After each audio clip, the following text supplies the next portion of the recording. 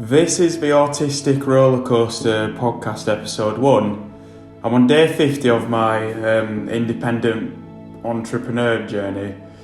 Now you might be thinking I've been an entrepreneur since I left university, for those of you who know me well. However, I just feel like I've been more reliant on my mum of the running of the website accessibility business than what I would have liked to have done until now. And yeah, I've had the same ups and downs, not only in these last 50 days, but in my entire life really so far, as a roller coaster ride. I haven't posted anything so far, as I wanted to be sure I kept up to it. But it's just because I've struggled with stuff like that to keep up with it in the past. It's been a lonely journey for me so far, and I feel like this podcast could be therapeutic for me. This is regarding sharing my thoughts and feelings with you as I develop on my journey. Part 1, how my autism has affected my life. I was actually diagnosed with autism when I was 8 years old, and I was very grateful for my early diagnosis, as it gave me more time to understand why I was different and embrace it at the same time. It's probably best for me to weigh up both the benefits and the problems of autism from my perspective to explain it really. So firstly, recalling times and dates of specific events has already come natural to me, and an example of this is that I could name all of the Formula 1 world champions from 1950 to present day without any effort. The second thing is I like to think I'm honest, reliable and punctual when it comes to arranging business meetings or a catch up with my friends. But one thing I just cannot stand is ambiguity or small talk. If I'm not 100% sure whether someone will meet me or not and they don't reply, it gives me a very sort of restless feeling. I prefer more like literal, direct communication. I've had instances where people have said something like, "We can meet," but they've often said it in a tone where it sounds very non-direct or non-committal, where what they're really saying is no or going away. Now, there's always one quote that I've lived by, and that's, you never really understand the person's point of view until you climb into his skin and walk around in it. Can you guess which novel that quote was from and which character? Yeah, that's right. It was from Atticus Finch in To Kill a Mockingbird. Now, because of this, I couldn't live with myself if I was dishonest, unreliable or late to everything. The third point I want to mention is that I have a very structured mindset. I like to put everything I'll be doing throughout the day into my calendar, into specific categories. I also as well have spreadsheets, my short-term, medium-term and long-term goals in life. Structure is my compass, and I often say to people that I thrive on structure. It's the truth. It's a great sense of direction, and without it, I lose my purpose in life. Now, in terms of how my autism has hindered me slightly, and this is not something I'm a massive fan of talking about, but I will do anyway just to make you aware of a couple of points. So my processing is slightly slower than everybody else's, and this is in terms of taking longer to feel comfortable in a new environment or new situation. In the neurotypical world, I feel that you're mostly expected to adapt quickly. And as I struggle in that area, in this area, people have been quick to underestimate me or judge me as stupid. And we're all often mistaken as not having empathy, and this is not the case at all. From my experience, we can generally feel when people are underestimating us or marking us down as stupid, and it's really degraded my confidence and not allowed me to perform to the best of my abilities in some situations. So one thing that I'll say to sum up this point is patience is absolutely key. It's absolutely essential to make an autistic person feel at home and to make them feel as though they belong somewhere. Second point, I have excessive worry or anxiety as I experience heightened emotions and feelings. Now, problems that you may see as minor are amplified a lot of the time for me. I must do something called masking daily, which is hiding my real personality and not talking about my issues with anyone outside of the family or close friends. I don't like, as I said before, I'm not a massive fan of talking about my negatives too much. I said earlier that autism should be embraced, so yeah, let's keep it that way, listeners. Part 2, what made me become an entrepreneur? Now, I remember very vividly what made me want to become an entrepreneur, and it was from a very young age.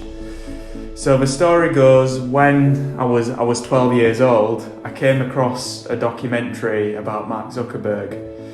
I believe at the time he was the youngest billionaire that there's ever been. And yeah, I wanted to see how he reached the top. It always kind of intrigued me.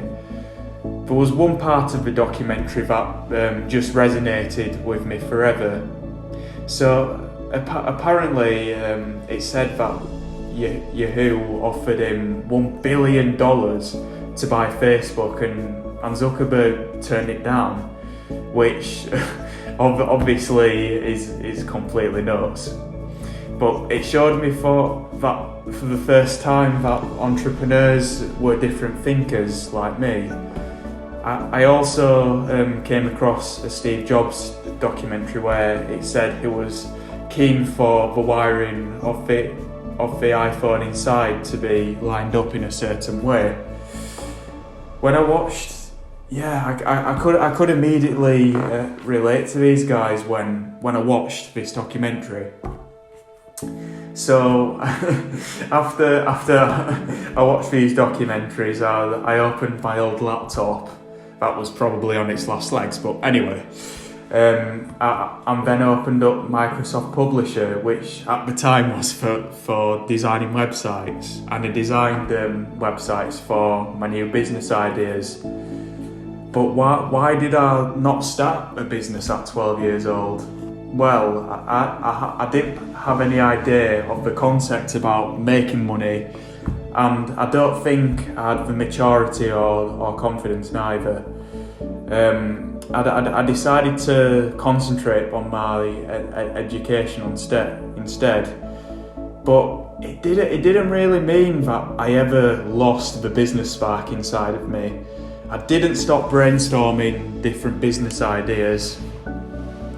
And then we'll come to when I studied business studies in my GCSEs and A-levels. That was really where I got a much better theoretical understanding of the terminology and documents required to start a business. I just felt naturally connected to it, as though I had a natural knack. And I started a Formula 1 blog at the time. And even though I wasn't really earning money on it, it still made me feel like an entrepreneur. But when I look back now, I could really kick myself, as it didn't cross my mind to research how I could turn it into a business. But there again, I mean, as you know, GCSEs and A-levels are hard work, and I just saw it as a hobby outside of doing schoolwork. Anyway, as I went to university, that was quite time consuming, and I stopped my blog for a time, and then fast forward to when I left university and the last 3 years. So working alongside my mum really sort of gave me the opportunity to apply what I learned in business studies to a practical settings, and plus I also had the maturity to become fully independent as an entrepreneur. And aside from the website accessibility business, I'm currently looking into doing some other exciting things as well. Part 3, the art of patience. As I mentioned at the beginning of the episode, it's been a very lonely journey for me. I'm 25 and I have a first class honours degree. I could have had everything that a normal, and I'm putting that inverted commas, that a normal 25-year-old could have had. So this is in terms of a well-paid job, a nice apartment, spending lots of time with my friends, having a girlfriend and having a nice car. Instead, I'm sitting in my bedroom at my parents' house working all hours. Yes, being an entrepreneur has taken a lot of patience. I'll admit that staying patient has been a bit of a challenge for me, but I know it's the best way for me to work if I want to eventually get to the lifestyle I want, even if it takes me slightly longer. But I mean, don't get me wrong, I've always wanted all of the items listed above. I've even gone as far as going on Rightmove to look at the most expensive mansions, or going onto the Autotrader and looking at the most expensive Ferrari or Aston Martin. I've been dreaming of having these items, and they were the main goal. But what I've come to realise is that I've been surrounded by something called the someday trap for all of my life. And you're probably wondering what I mean by the somewhere trap. It means that these luxury items are the benchmark for anybody. Like, for example, when you talk to someone about it, they dreamily say, maybe someday. And people even play the lottery every week in the hope of being able to afford these items. I mean, it's a trap that I nearly sort of fell into. I was even talking to some friends, I think it was a couple of weeks ago, about how I wanted a super yacht someday once I became rich. When I said it, like, my gut instinct told me immediately that I shouldn't have done. And the impatience of having these items has really kind of eaten away at me more and more since I've become an entrepreneur. But a few days ago, I just completely had enough of it all. I wanted to ask myself, like, why did I want these items so bad? Like everybody else. It was simple. It was simple. I took already what I had in my life for granted. Now, when I reflect, I have a very supportive family for what I want to do in my life. I also have the first class honours degree and all of the other achievements within education, and I've always had the lifestyle I've wanted. Now, it's my choice not to work in a 9-to-5 job compared to grinding out lots of hours being an entrepreneur. This realisation has kind of made me appreciate everything so much more, and it's highlighted everything that I have in my life right now is enough. It would be nice to have a super yacht or Ferrari or mansion, don't get me wrong, but it's just not my main motivation anymore. I've just realised that the someday trap is a patience killer. That's why you see so many people either stay away from starting a business or failing in keeping the business going. So yeah, that's a wrap. The key takeaways in this podcast are as follows. If I keep going with the podcast, it will be a better way for me to connect with you guys while I'm working on my craft. Have patience with autistic people. You'll eventually reap the rewards of having them as a valuable friend or employee if you don't underestimate them immediately. Now, it took me longer to have the confidence and maturity to become an entrepreneur, but when I did, it was totally worth it. And finally, don't fall into the someday trap. Appreciate the lifestyle you have chosen rather than the rewards that could come with it. So that's all that I wanted to talk about in this podcast episode. I'll do more episodes if it gets many listeners. If not, it's something I try differently. Anyway, thank you so much for listening. I hope it helped you in some way. And yeah, have a great rest of the week. Peace.